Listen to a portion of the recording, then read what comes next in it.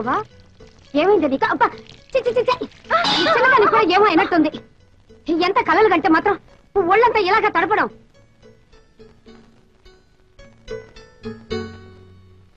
ఆమె తాడికొండ వారి సంబంధం పెళ్లి చూపులకు బయలుదేరదామనుకుంటుండగానే గుండురాయి లాంటి వాళ్ళ తాతగారు గుండెకి చచ్చిపోయాక సంబంధం క్యాన్సిల్ అని రాసేశారు.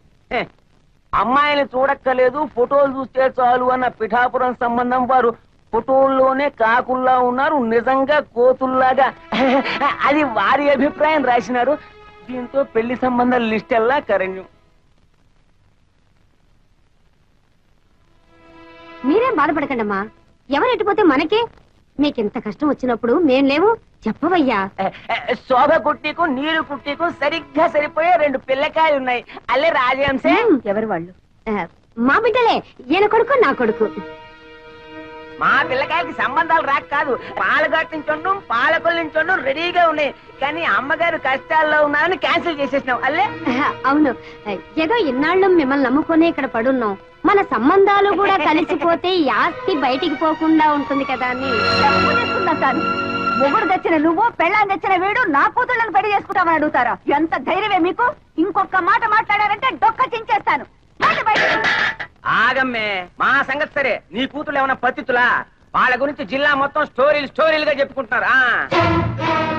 అయినా నల్ల కళ్ళద్దాలు పెట్టుకుని గదిలో ఎక్సర్సైజ్లు చేసే మీకేం తెలుస్తుంది బయట ఏం జరుగుతుందో? ఏమిట్రా పిచ్చివాగుడు? ఆగండి సరే, ఆడపెత్తనం ఉన్న చోట మగాళ్ళు మాట్లాడకూడదు, అది ఇంటి ఆచారం. విషయం ఇంత దూరం వచ్చాక ఇంకా దాచడం ఎందుకు? నిజం చెప్పేద్దాం. ఇంతకాలం మీరు ఏ సంబంధాన్ని వద్దనుకుంటున్నారో అదే మీ మేనల్లుడితో ఒక్కరు కాదు, మీ 2 కూతుర్లు కలిసి తోటల్లోనూ దొడ్లలోనూ తెగ కులికేస్తున్నారు.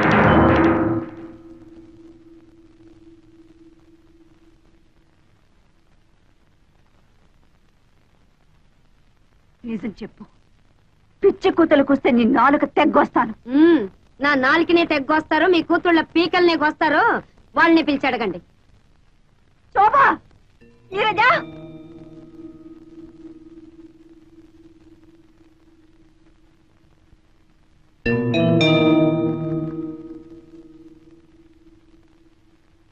శోభ, ఆ కుక్కలేవి వాగుతున్నాయి.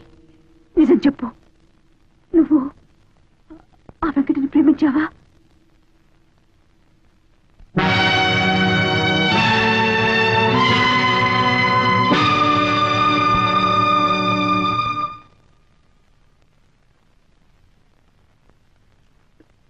నువ్వు కూడానా?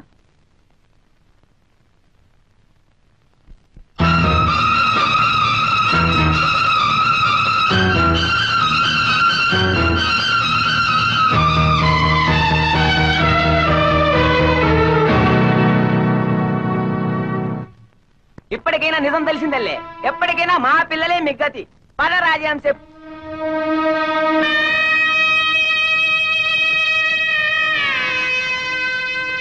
ఏమిటి, మీకు ఇది న్యాయంగా ఉందా? నేనేం ద్రోహం చేశానే మీకు? అల్లారు ముద్దుగా పెంచాను, అడిగినవన్నీ ఇచ్చాను. కడుపులో పెట్టుకుని పెంచుకున్నందుకు నా గుండెల మీద తంతారంటే నేనేదైతే ఇంట్లో జరగకూడదనుకున్నానో అదే జరిపారు. కాల క్రితం మరో స్త్రీతో సంబంధం పెట్టుకున్నారన్న నేరానికి ఆయన్ని వెలివేసి నాకు నేను శిక్ష విధించుకున్నాను. ఇప్పుడు మీరు నన్ను వెలివేసి వాడికి దగ్గరవుతారా? వాడంటే నాకు వ్యక్తిగతమైన విరోధం లేదే, కేవలం మీ నాన్నకు చుట్టమని ఆ వంశపు నీడ మీ మీద పడితే మళ్ళీ పాత కథ ఇంట్లో ప్రారంభం అవుతుందన్న భయంతో వాడిని మీకు దూరంగా ఉంచితే మీరు వాడితో చేతులు కలిపి నాకు వెన్నుపోటు పొడుస్తారంటే అయిపోయింది, అంత అయిపోయింది. ఏదైతే ఇంట్లో జరగకూడదు అనుకున్నారో అదే జరిగిపోయింది. 20 సంవత్సరాలుగా నేను భరిస్తున్న బాధ మళ్ళీ మీ వల్ల ప్రారంభమైంది. ఇక నా వల్ల కాదు, నేను తట్టుకోలేను. నేను చచ్చిపోతాను. కానీ చచ్చే ముందు మీ ఇద్దరిని చంపి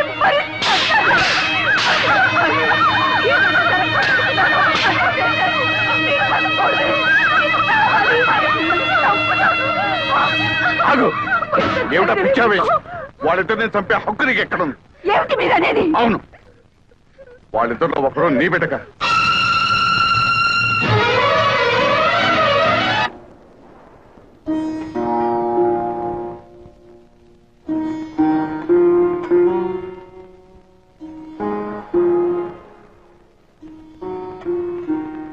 ఈడొచ్చిన పిల్లల పెళ్లిళ్ళ విషయం మాట్లాడాల్సిన సమయంలో వాళ్ళ పుట్టుక గురించి మాట్లాడటం మన దౌర్భాగ్యం.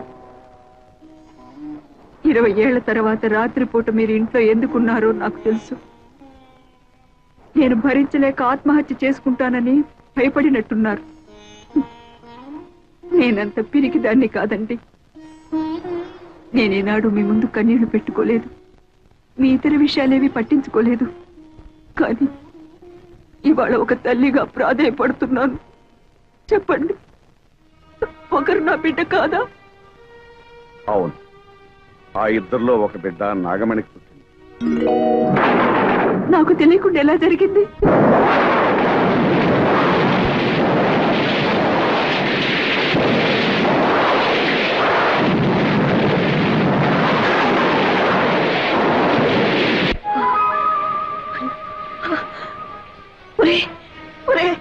అన్యాయం జరిగిపోయిందిరా. ఏం జరిగిందమ్మా? ఆ కవల పిల్లలో ఒక పిల్ల పాతం కప్పి చనిపోయిందిరా. ఈ విషయం దానికి తెలుసమ్మా? దానికి తెలీదు. మగతిగా నిద్రపోతుంది.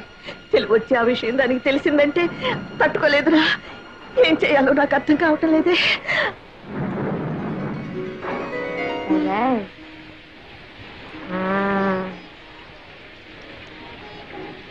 నేను వెళ్ళొస్తానమ్మా. పాప మీరు జాగ్రత్త. అమ్మా, ఆ చనిపోయిన బిడ్డను ఎలా తీసుకురా? నన్ను రమ్మన్నాదే, నిన్ను రమ్మన్నాదే, ఇద్దరిని రమ్మని ఎన్నిద్దరో ఎందిరో మావా నాగులు దండలు బాబు. ఎదుటి బాబు వాళ్ళు వస్తున్నారు. ఈ బిడ్డ బాబా నాదా, కానీ పెంచుకునే ప్రాప్తం లేదు, చనిపోయింది. ఈ విషయం మీ అమ్మగారికి తెలిస్తే తట్టుకోలేదు. అందుకనే రహస్యంగా మట్టి చేయడానికి తీసుకెళ్తున్నాను. మీకెందుకండి శ్రమ? నాకు ఇవ్వండి బాబు, ఇలా ఇవ్వండి, ఇవ్వండి బాబు. ఆనాడు మీ తల్లి కన్నీళ్లు తుడవడానికి మీరు నాకు ద్రోహం చేశారు. ఈనాడు మీ భార్య కన్నీళ్లు తుడవడానికి నా బిడ్డని. రాఘవణి, నన్ను అర్థం చేసుకో. మన పాలిటి శాపం మన బిడ్డ పాలిటి వరవైందనుకో. వరం ఏమిటండి మీరిచ్చిన వరం? తల్లి నుంచి బిడ్డను వేరు చేయడమా? కన్న తండ్రి కన్న బిడ్డకి కన్న తల్లెవరో తెలియకుండా పెంచడమా? నాగమణి, నీకెలాగూ సంఘంలో స్థానం కల్పించలేకపోయాను. కనీసం మన బిడ్డకైనా కల్పించి చేసిన తప్పును దిద్దుకొని. నా బిడ్డ ఎంతటి స్థానంలో ఉన్నా కూడా నాకు అమ్మ అని పిలిపించుకునే రాత ఇక ఉండదు కదండి. ఎందుకు నాగమణి బాధపడతా? నేనేమైనా పరాయి ఊరు తీసుకెళ్తున్నానా? నీ కళ్ళ ముందే పెరుగుతుంది.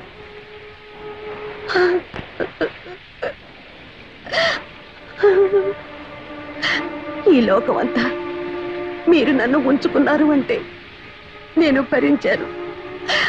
నా బిడ్డను పెంచుకుంటాను అంటే నేను భరించలేదా? జరిగిన దాంట్లో ఇది ఒకటనుకుంటాను.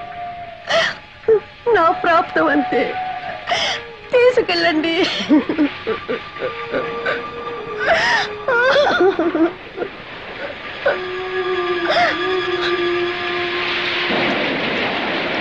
నన్ను రమ్మన్నది ఇద్దరిని.